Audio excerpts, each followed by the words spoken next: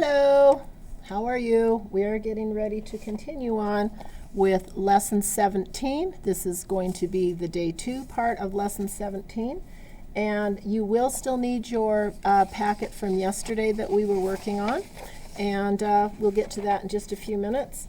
We're going to start, if we could please, with our problem application. And we're getting ready to give this one a try. So we need to remember that we're always using cubes. We're always using cubes and read, draw, and write. All right, so let's go ahead with the read part. Walking on the beach Tuesday, Darla collected 35 rocks. The day before, she collected 20 rocks. How many fewer rocks did she collect on Monday than on Tuesday? Okay, so I've done the reading part. Now I am going to circle my numbers. While walking on the beach on Tuesday, Darcy, I think I called her Darla before, Darcy collected 35 rocks. Okay, and the day before she collected 28 rocks. I'm circling my numbers, and I'm going to underline my question. How many fewer rocks did she collect on Monday than on Tuesday? And I need to box my keywords. How many fewer rocks? How many fewer rocks did she collect on Monday than on Tuesday? And there we go. That's how we're going to be starting that problem off. There are several ways that this problem could be solved. Do remember that whenever you have a word problem, you need to solve it with a word answer. And I have helped you with that. Darcy collected blank fewer rocks on Monday than on Tuesday. So I'd like you to try this problem on your own and see what you come up with. And I have at least 3 different ways that I solve this problem using things that we have learned in Module 1, Module 2, and Module 3. So go ahead, pause the video, and give this one a try. Pause the video. Are you back? Okay, if you are back, I'm going to tell you that the answer here is 7. If your student did not get 7 as their response to this question, I would probably pause the video and go back and have them look again at what they did to see if they can figure out perhaps maybe where they made their mistake and where perhaps they need to do some more thinking. If they did get 7, let's see if we can try out some different ways that this could possibly work. I think that it would be a good idea to start, well, I'm just going to bring this one over because here we go. Here's all the different problems that I did for day 2, lesson 17. And there probably are other ways this could have worked as well, but these were the 3 that came to mind for me personally. So I did the tape model where I started off with my whole, which was 35. That's how many rocks she collected on, this would have been Tuesday, and on Monday she collected 28, and I'm trying to find out how many fewer, hang on just a second here, how many fewer rocks she collected on Monday than she did on Tuesday. So we're looking for how many fewer. So I'm thinking, well, if I'm going to find this out, this is like a number bond, 35 take away 28 should give me what I am looking for, and that's why I set this one up as a tape model. So I started with what could I add to 28 that would give me 35, and I came up with 7. What I did is I asked myself, what would I have to add to 28 to get myself to 30?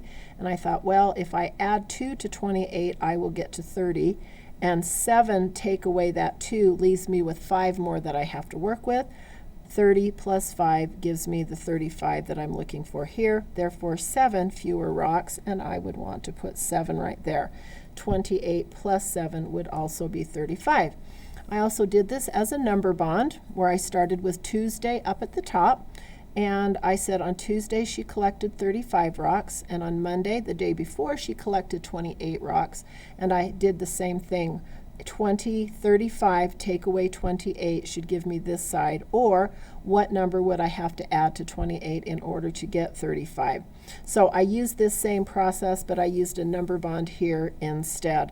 And I did the same I guess I only had 2 ways that I did this. I did the tape measure and the number bond, And in both places, I used the same method for figuring things out. The same that I did for the tape model, I used for the number bond. So I'm going to leave that up for you to be able to look at, and perhaps you maybe had another way that you were going to do that one. Okay, I hope you had good luck with that. Remember, second graders should be able to solve simple word problems like this, explaining their work with numbers, pictures, or words, which we just did. All right, since now you're going to be on lesson 17, day 2, and this is page 67. This is page 67, and this is kind of a long page. I'm going to do just a couple of these with you, just to remind you about what we're going to be expecting as you go through this page. I'm going to skip A and B. Well, actually, I'm not going to skip A and B. Actually, I think I'm going to do C and D. If that would be okay, I'm going to do C and D with you. I'm just going to do C and D with you just to remind you about what we expect you to be doing when you're doing this problem set. And then I'm going to have you take off and do this one on your own. So we're going to start with C and D. These are going to be our sample of problems. First of all, I need to find the standard number. I can't just figure this out without getting my standard number. So I've got 237 ones. So 200s plus 37 would give me, I hope you said 237, and I'm going to compare that with 237. So 237 is greater than or less than 237. Well, it looks like our hundreds are the same, our tens are the same, and our ones are the same. So we have an expression that is equal. So 237 ones is equal to. And since you're looking at the entire number and you're not just looking at an individual place value, I'm just going to underline that all of the place values are the same. Okay, let's look at problem D. So I have 320. Well, that's easy because I'm just going to write it at, oops, not 220, Ms. Star. Oops, got to read that carefully. 320 would be the standard number. And 34 tens, well, I could draw 34 tens, or I could remember the rule of 0, where I have 34, and if I've got tens, I can just drop a 0 on the end of that, because drawing 34 tens is an awful lot of work. So now I'm going to be comparing 320 and 34 tens. If you need to draw 34 tens and then count that out, you're certainly welcome to. But that gets to be more difficult when you're talking about 53 tens and a whole bunch of 74 tens. Just remember that when you have 34 tens, if you just drop a 0 in there, that would be the same as 34 tens. That would be counting 10 34 times. So I'm going to be doing this with 320. 320 is greater than or less than 340. So my hundreds are the same. I have 300s and 300s, and the first place I have a difference is in my tens. So I have 2 tens and 4 tens. 2 tens is less than 4 tens, or I could also say that 32 tens is less than 34 tens. All right, so do you understand what you're going to be doing? Make sure that you show the standard number, because it's very difficult for you to make that comparison without understanding what that standard number is. I think I'm just going to do one more with you, if that's okay. I'm going to go ahead and do E. We have 500, 2 tens, and 4 ones. So 524 is the standard number. And over here I have 53 tens. Well, I know if I put a 0 on the end of 53 tens, that would have been counting 53 tens, or I would be counting 53 groups of 10, and I would get up to 530. So I'm going to be comparing 524 and 530. And remember, if I get going too fast, you can always pause the video, rewind it, and listen to it again. That's the nice thing about having it on a video. So as I'm looking at 524 is greater than or less than 530, I can see that my hundreds place value is the same, so I'm going to move over to my tens. 2 tens is less than 3 tens, or I could say that 52 tens is less than 53 tens. Just like that. If you want to go ahead and put those symbols over here too, that would be fine with me. I don't have a problem, but I do need to see this. This shows me that you understand why 237 is equal to 237, because every number in the place value is the same. I can see why you think 320 is less than 340, because there's a difference in the tens, or 32 tens is less than 34 tens. And I can see why you are what you're thinking here for 524 is less than 530, because 52 tens or 2 tens is less than 53 tens or 3 tens, whichever way you choose to look at that. So you're going to finish this page on your own, and it does go all the way down to problem P. This one's going to take you a little while. It's not a fast assignment, but if you focus and concentrate on it, I'm certain that you will do very well on it. This page, remember, was our exit ticket from yesterday, and this is our exit ticket for today.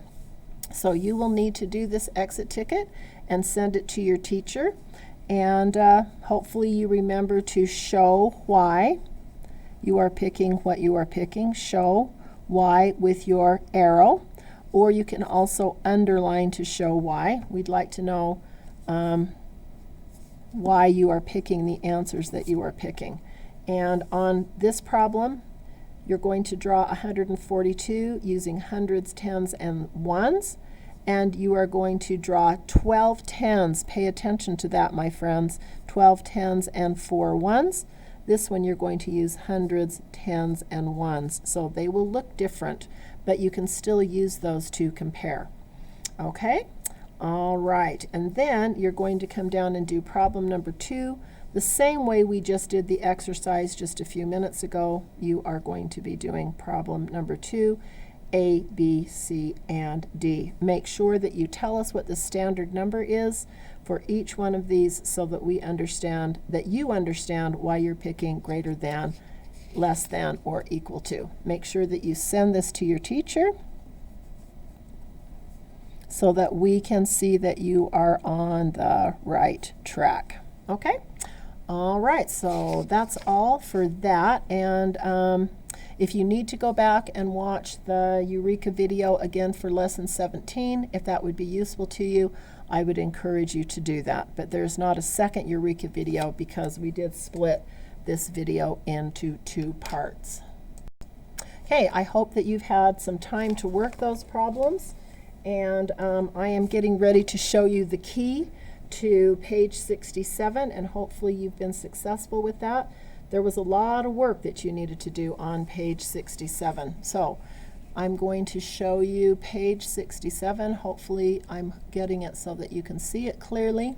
You need to go through each problem and make sure that your student has carefully indicated why they are choosing what they are choosing. I'm looking at this one right here, and I should be looking at the tens, or looking at 21s compared to 21s. Okay.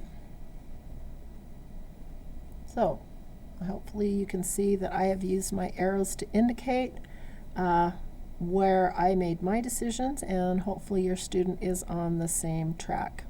So pause that video and go over this carefully with your student so that you can see if you are on the right track for that day. Once you feel confident that your student understands how to be able to do the exit ticket, then please go ahead and take care of the exit ticket and send it to your teacher. And then we will let you know how things went for your student. You have a great day of learning, and we will see you again tomorrow.